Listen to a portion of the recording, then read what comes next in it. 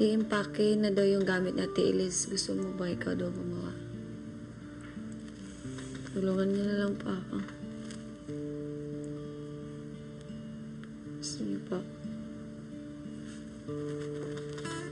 Hindi na po. Yan. Sige po.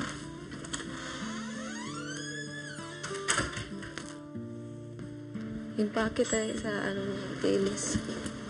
Gamit ni Ate Elis. Opo, yung gamit ni Ate Elis.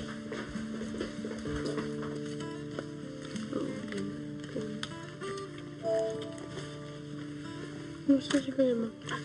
Tinanong ko siya kung gusto niya bang mag-impake. Sabi niya. Sabi